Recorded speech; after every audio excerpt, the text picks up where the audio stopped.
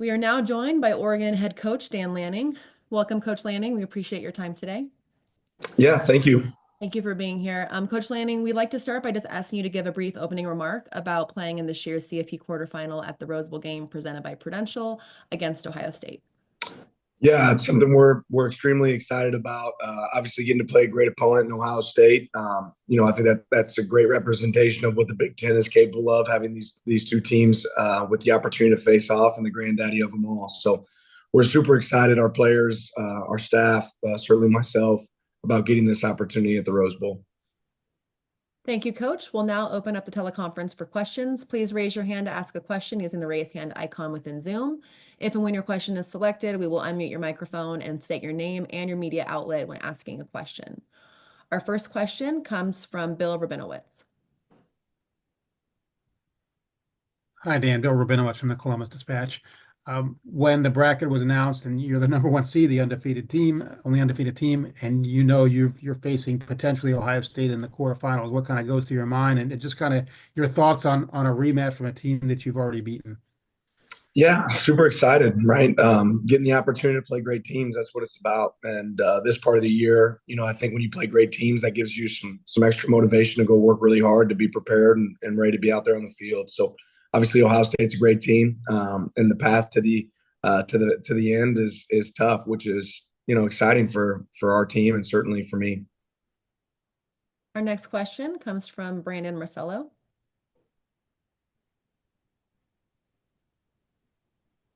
Hey, Dan, Brandon Marcel, CBS Sports. I was wondering, obviously any season's a long season, but this one could be especially so for you guys. And, I believe since 1894, we haven't seen a 16-0 college football program in the FBS. Obviously, I'm looking ahead there, but when you're going through this season, knowing how long a season can be for you, one, how difficult is it? And I guess battling that psychologically with your players, preparing them mentally for that, and of course, physically navigating this schedule? Yeah, I think the real challenge in there has been for me to make sure that I'm keeping our players fresh and our team ready. But our guys are really up for the mental challenge. We've got a mature team. I've been really proud of the way they've prepped all season. And they've kind of attacked every single day and put a lot of trust in our coaching staff and our sports science department, strength staff, that we're going to have the right plan for them. I'm proud to say that like several of our players are hitting some of their highest testing numbers this year. We have guys hitting PRs in the weight room. And I think that's unique at this point in the season, but it speaks to how we've been able to adapt and adjust, some of our performance stuff throughout the year to make sure that we continue to stay fresh. Our next question comes from Stephen Means.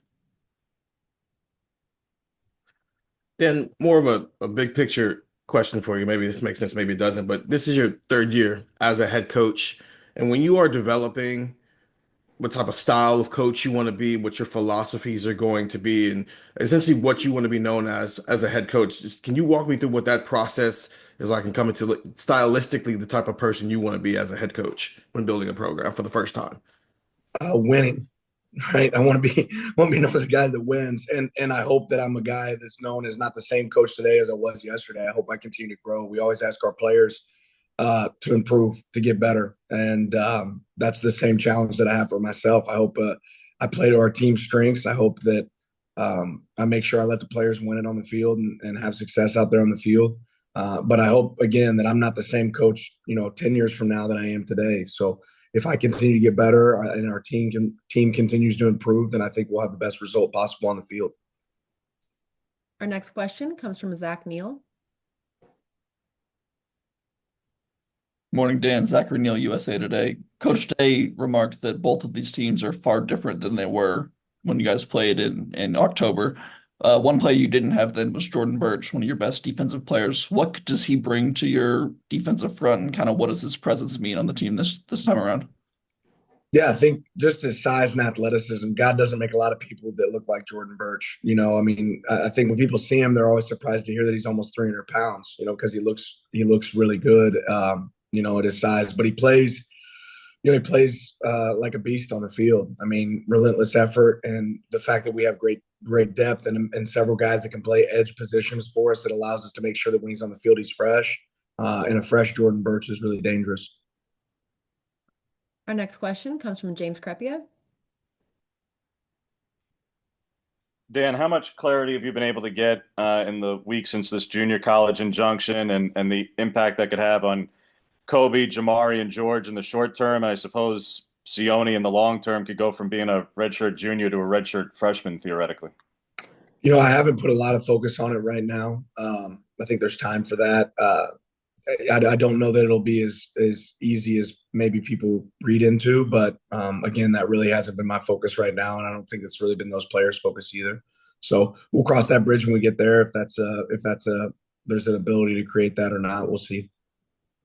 Our next question comes from Rob Aller. Hey, Dan, Rob Aller, Columbus Dispatch. Teams don't play each other in the same season very often in college football. I think you did with Washington last year. Is the attitude, philosophy, just stick with what worked before when you're going into the second one? Is there a tendency to think you have to put wrinkles in there, overthink things, or it says it worked before, it'll work again? How does that play out in those coaching meetings? You said you were from Columbus? Yes. So you want our game plan is kind of what you're saying? Are we going to do the same thing again? Yeah, they're paying me pretty well.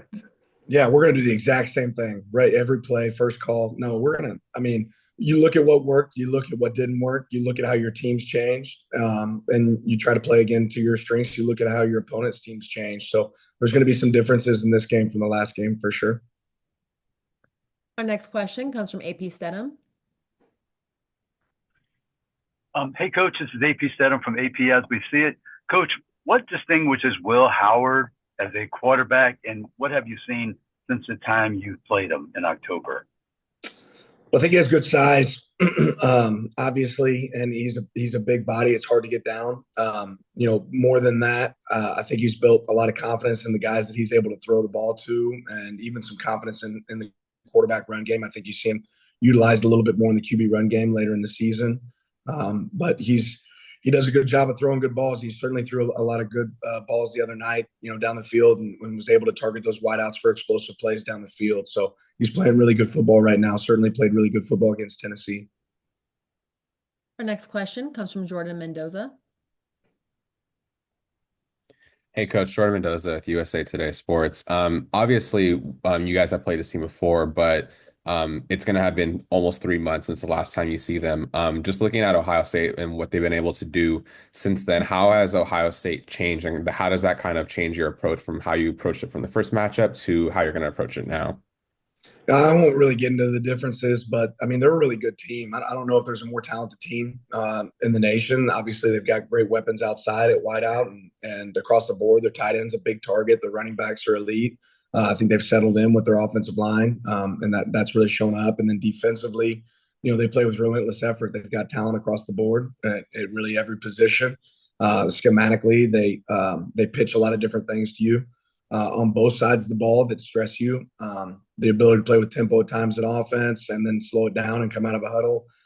The shifts in motions, all those things show up. And then defensively, they kind of keep their foot on the gas, whether it's a pressure mentality at times and then coverage mentality at times. It seems like they're in the right call a lot of the time. So they do a good job on both sides of the ball with their coordinators, and their players do a good job of executing.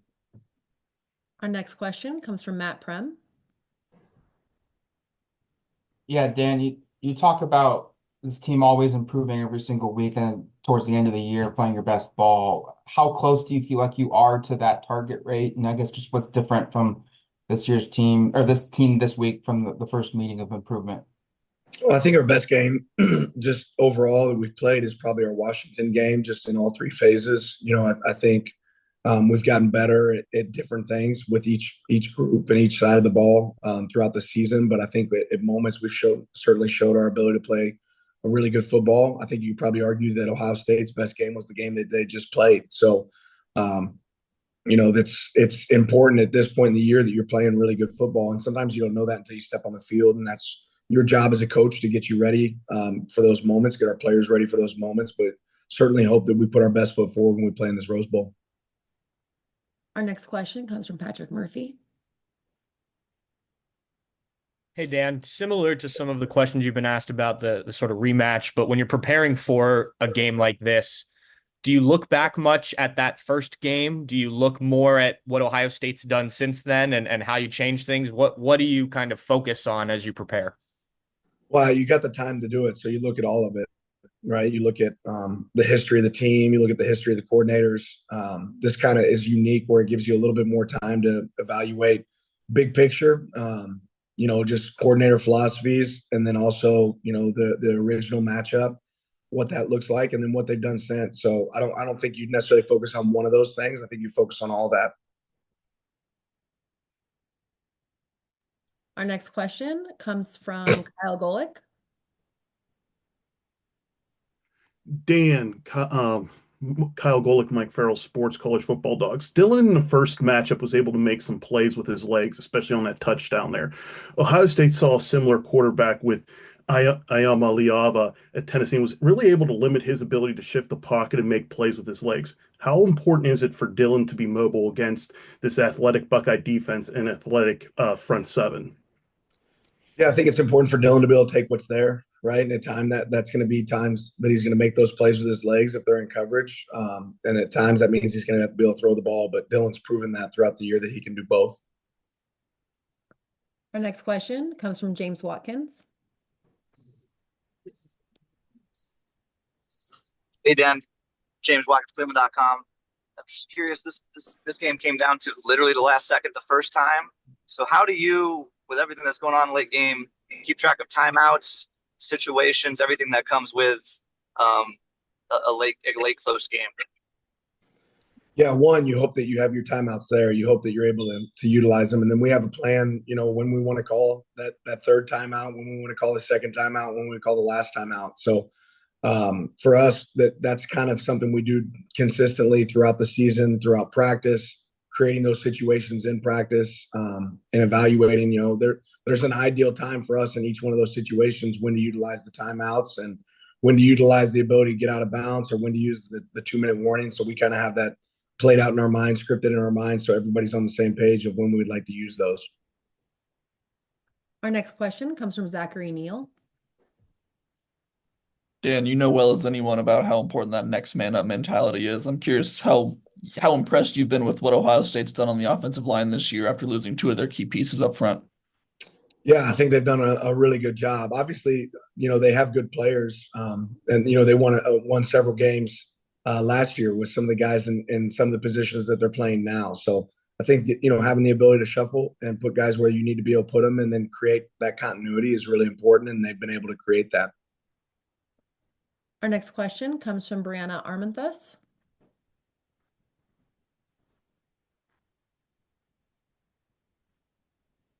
Bree, can you unmute your microphone?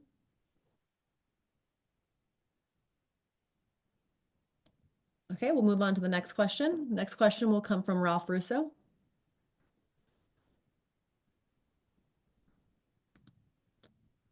Hey, Dan. Congratulations. Listen, I know you want to bring the best players into Oregon, no matter how, whatever the mode, be it high school recruiting or transfers. But and you saw how that's done at Georgia. But when they're not in your backyard, how does it change the strategy when you don't have as many of those players within a 90-mile drive of campus? How does it change the strategy to get them? Well, I don't know that the strategy necessarily changed. I think it's more about identifying the right people that are comfortable with going where the best fit might be and not the most convenient. And that's kind of something we consistently preach when we're evaluating talent that can come here and help us is, are you looking for the best opportunity, or are you looking for the easiest opportunity or the most convenient opportunity? And, in our program, we talk about sacrifice. Sometimes you sacrifice distance for the right place, the right fit, the right place where you're going to develop. And we've had a lot of success doing that. Our next question comes from Joey Kaufman. Hi, Dan. Joey Kaufman from the Columbus Dispatch. This I guess in the past for January 1st bowl games, including the Rose Bowl, sometimes teams have gotten there like a week ahead of time. It seems to be maybe changing a little bit in the expanded playoff era. Ohio State's not getting there until closer to the game. Just as it required your travel schedule to change, how different is this week going to be versus past times you guys had like a January 1st bowl game? Yeah, it's a little different. We'll get there earlier than we would normally get there for a game just because of the requirements of the bowl. But ultimately, we would like to get there as close as we can to a normal game week. So we'll be probably similar mindset to those guys as far as getting as many practices in as we can here on campus and then going there later in the week. Our next question comes from Max Torres. Hi, Coach. Good to see you. Max Torres, Scoop Duck on 3. This team's been able to win a lot of different ways this season, whether it's shootouts or blowouts, dog fights. Can you just speak to how valuable that is as you guys enter this playoff? Yeah, I think it's been really important for us, for our team, to realize that we can win in a lot of different ways, and with that piece, knowing that if you're able to put all 3 phases together and you play your best football, you can have a lot of success. So, football games come in a lot of different ways, and being able to be a team that can win it in multiple different ways is important for us. Our next question comes from Tim May.